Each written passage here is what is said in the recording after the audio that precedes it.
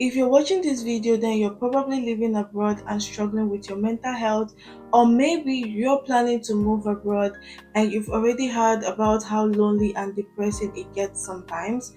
In this video, I am going to give you my honest advice, and it's safe to say I know what I'm talking about because I have been living away from my home country for over 6 years now. So, by the end of this video, you realize that what you're feeling isn't personal. A lot of people who move abroad go through the same thing. And most importantly, you learn what you need to do to start taking care of yourself better or to help you cope with depression.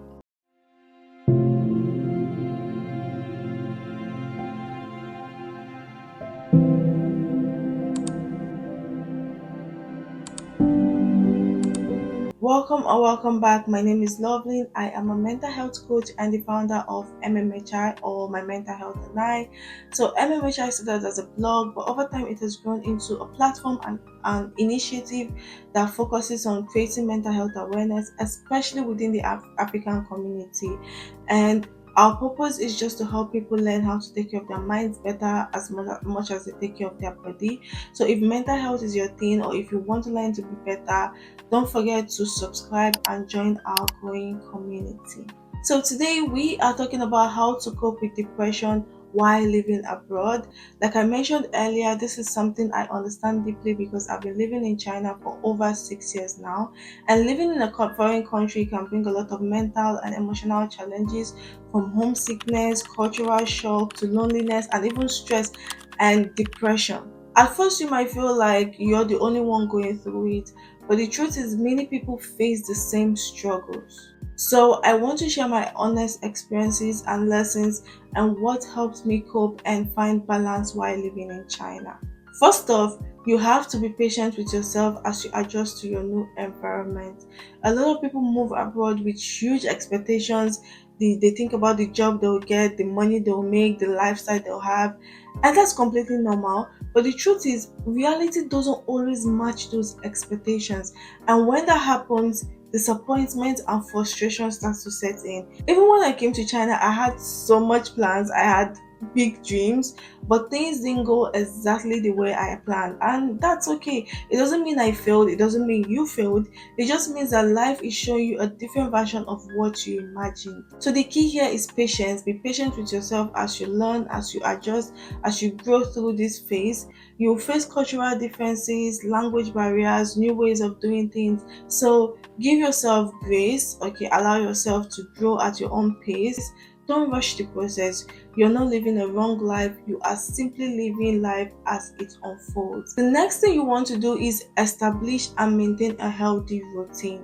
When you move to a new country, it's easy to feel disoriented, everything feels different, and you're trying to juggle work, school, adjusting to an entirely new environment. But here's one thing that helps a lot: routine. Having a routine gives your life a sense of stability. It reminds you that even though you're in a new place, you still have control over how you spend your time. And routine is one of the most easiest and powerful ways to manage depression or any kind of mental health challenge, because it gives you that structure, purpose, and direction. And your routine doesn't have to be complicated, okay? It can just be as simple as waking up at a certain time every day, going for morning walk, or praying before you start your day. Whatever works for you.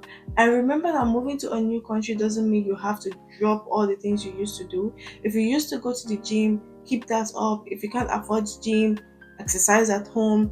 Doesn't matter. What matters is consistency, okay? Because over time, those little daily actions help you build a life that feels more balanced and fulfilling. One thing I noticed in China, especially among students, is that since we can work legally here, we usually have a lot of free time. And you know what they say, an idle mind is the devil's workshop. So during lockdown from 2020 to 2023, I had so much free time, and honestly, it was a tough period for me and for many others. But one thing that helped me was learning new things online. So if find yourself with a lot of free time, use it wisely. Whether you're working, studying, or in between, just build a routine that fits your life and helps you adjust into your new environment. And remember, routines don't have to be boring, they can be fun and flexible and meaningful for you. Another thing you want to do is to join support groups and communities. Maybe where you are right now, you haven't found any group or community to join, but there are so many out there, both online and offline. And joining support groups, especially those where people share experiences, helps you realize that whatever struggles or challenges that you are going through, you are not alone. Those groups don't have to be made up of people from your home country. They can include individuals from different countries, cultures, religion, or whatever your interests are. The goal is to belong somewhere. So find a community that feels safe and supportive and engage in whatever way you feel comfortable. And speaking of communities, if you would like to join the MMHI WhatsApp community, you're welcome to. It's not just a group, it's more like a space where we have like weekly discussions, we play game and share resources that can help you on your personal journey. Even if you're not currently struggling or you are, it doesn't matter. It's just a space to learn practical ways to take care of your mental health and become a better version of yourself. So it's free to join, and I'll leave a link in the description down below. Now, the next thing you want to do is to be willing to explore and try new things.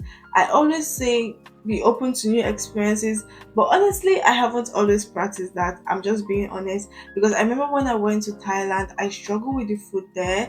I didn't know why, but it was difficult for me to just try new meals, and I ended up eating almost the same thing every single day until I left.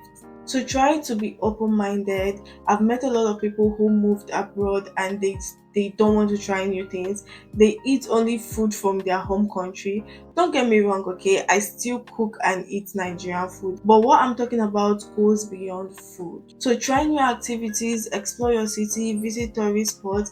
And many of you grew up in places where you lived like in a particular place all your life, and all you did was like move from home to work to school, and you don't even know a lot of fun places in your city. And if you're like me that like spending time alone, that's fine. But if you struggle with being alone, then you want to explore. That's the best thing you can do. Visit new restaurants, take pictures, go sightseeing, and not being open to experiences can lower your confidence. It can increase boredom and even worsen anxiety. If your excuse is money, I get it, but there are many things you can do that don't cost money. For example, in China, transportation is very affordable, and I can take a bus or the subway without spending too much. And there are so many parks and so many tourist spots that are completely free, so you don't have to worry about spending money. You can go there just to feed your eyes and have fun and come back home. The point is to experience your new environment. And lastly, being alone doesn't have to be lonely.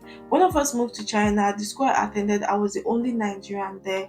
And for about 4 years, I was the only one. And at first, it was hard, but then I adjusted because there were no other Nigerians there. I had to connect with people from other countries. And my first friend was even from Turkey. And then I made friends with people from other countries. I learned their cultures, tried their food, and I learned things from different perspectives. So looking back, I know if there had been like a big Nigerian community, I probably would have stayed within that circle. But because there wasn't, I learned to step out of my comfort zone.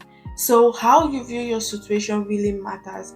You can see it as loneliness, or you can see it as an opportunity for growth.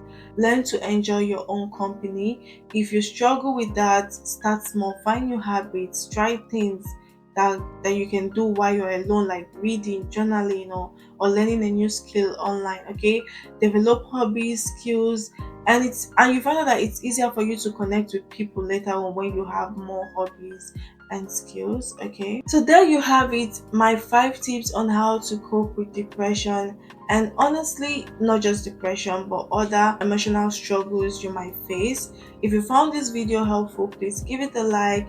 It really helps the channel grow. And remember that living abroad can be exciting, but it can also be challenging. So be patient with yourself, take things one day at a time, and give yourself grace. If you're planning to move to a new country, don't be scared. It can feel overwhelming, but you adjust, you grow, you definitely survive. Maybe you will even come out better than you expect. So thank you so much for watching. If you haven't subscribed, please do so. It really supports the channel. Enjoy the rest of your day or night, wherever you are, and bye.